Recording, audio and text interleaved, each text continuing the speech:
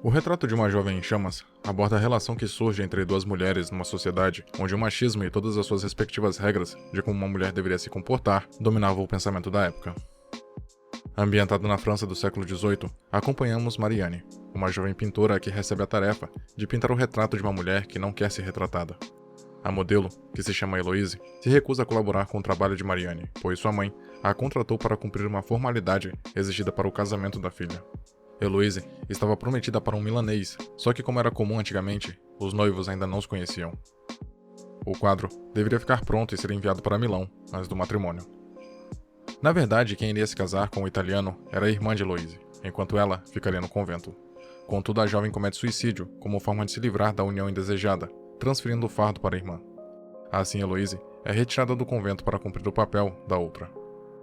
Sabendo que a filha não aceitaria posar para Marianne, como já tinha acontecido com outro pintor anteriormente, a mãe da moça a engana, escondendo a verdadeira profissão da pintora. Ela diz que Marianne está lá para ser dama de companhia da filha.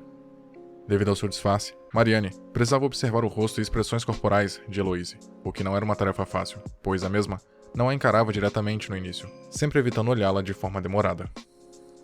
Porém, Marianne tinha uma memória visual e fotográfica impecável, além de ser uma excelente pintora. Então, mesmo com essa dificuldade, ela consegue captar as feições da misteriosa jovem com perfeição e transformar isso em pintura. Porém, a dificuldade não estava apenas em executar seu trabalho, mas também em ter coragem de fazê-lo sabendo da consequência de seu feito, já que Heloise teria que casar contra sua vontade com um homem que nunca tinha visto, assim que o quadro fosse concluído. Além disso, existe uma grande chance da garota ter o mesmo destino de sua irmã, fazendo com que a pintora se sentisse culpada em ter êxito em seu trabalho. Para piorar ainda mais a situação, conforme as duas mulheres vão convivendo, elas vão desenvolvendo sentimentos uma pela outra, e o que começa com um simples afeto e amizade se transforma em atração e amor de fato. Diante disso, Marianne se vê obrigada a contar para Heloise o que veio fazer de verdade em sua casa e mostra o resultado do retrato para ela. Ao jovem, ao se ver retratada, tece diversas críticas ao trabalho da pintora por achar que ele não representa sua essência e é apenas uma imagem sua parcial, sem envolvimento emocional da artista com sua obra de arte. Por conta disso e do remorso que estava carregando por ser responsável pela infelicidade da outra, Marianne resolve destruir a pintura. Heloise convence a mãe a permitir que a pintora recomece o retrato, prometendo cooperar dessa vez. A mãe da garota aceita, desde que a pintura fique pronta em 5 dias. Durante esse tempo, que a mãe da jovem está fora de casa em uma viagem, enquanto Heloise posa para Marianne, o amor delas é concretizado, trazendo uma sensação de esperança e libertação para ambas. Independente do futuro, naquele instante, elas estavam juntas, e isso já era o suficiente.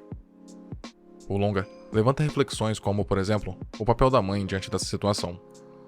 Como ela própria explica para Marianne, ao contratá-la, ela queria casar a filha apenas por uma questão financeira, pois não só a garota ficaria bem de vida, como ela também, já que o futuro marido da jovem era rico. Também é notável uma certa indiferença da mãe em relação à morte da outra filha, e as atitudes e falas da mulher nos levam a concluir que se Heloise agisse da mesma forma, a única dor dela seria em relação ao cancelamento do casamento e à perda dos privilégios que essa união traria. De forma sutil, o filme faz o espectador supor que a mãe não se preocupava de fato com a felicidade da filha, mas apenas com a própria felicidade que ela teria às custas da jovem. Em certo momento, enquanto Heloise posa para Marianne, a modelo pergunta para a pintora se ela já pintou modelos nus, e a outra responde que apenas mulheres. Questionada sobre o motivo de nunca ter pintado um homem nessas condições, a jovem pintora diz que, por ser mulher, ela não pode ter conhecimento da anatomia masculina, e que isso é uma forma de privar artistas femininas de produzirem a grande arte. Assim, nos leva a interpretar que naquela época, apenas a figura do homem era considerada arte de alto valor, enquanto um retrato e até mesmo o próprio corpo de uma mulher era visto como artisticamente inferior. Pois mesmo que a artista seja uma excelente pintora de retratos femininos, se ela não é capaz de retratar a estrutura física masculina, então ela nunca vai ascender profissionalmente e nem ter seu talento reconhecido. Além disso, o filme também mostra que, naquele período, quando uma mulher criava uma obra de arte, era comum pedir para um homem, geralmente pai, irmão ou marido, assinar sua criação. Essa era a única forma de dar visibilidade ao trabalho de uma mulher, já que se as próprias artistas assinassem seus trabalhos, eles não poderiam ser exibidos em exposições de arte. Por isso, quando um homem aceitava dar seu nome para a obra de uma mulher, ela enxergava o ato como uma grande honra e privilégio. Isso é visto no final do filme quando o pai de Marianne assina o quadro feito por ela. Só que como a personagem era uma mulher diferente dos padrões da época, ou seja, mais independente, ao ouvir um elogio de um visitante da exposição, onde um dos seus quadros estava à mostra com a assinatura de seu pai, ela diz que na verdade o quadro era dela, contrariando a ideia explicada antes aqui. Outro ponto que comprova a personalidade feminista de Marianne é o fato de que, ao invés dela querer casar, como as outras moças, ela desejava trabalhar com o pai no comércio. No final do longa, Marianne termina um retrato de Heloise, a mãe retorna da viagem, paga a pintora pelo trabalho e a dispensa. Como sua função já tinha sido concluída, só restava a Marianne se despedir e partir. E sem nenhuma surpresa ou reviravoltas, é exatamente isso que ocorre. A jovem em chamas, retratada por Marianne, cumpre com suas obrigações, casando contra sua vontade, e o relacionamento entre as duas mulheres, modelo e artista, precisa ser interrompido para sempre. A escolha do roteiro de não permitir que o amor entre elas vencesse as imposições machistas e conservadoras da época torna a trama mais realista e condizente com o contexto histórico utilizado como pano de fundo, além de realçar o drama vivido pelas personagens. A alucinação de Marianne se concretiza ao ir embora e ver Heloise vestida de noiva pela última vez. Só que dessa vez, infelizmente, não era apenas uma visão gerada pela imaginação da pintora. Era a realidade nua e crua bem na sua frente, independente de seus desejos.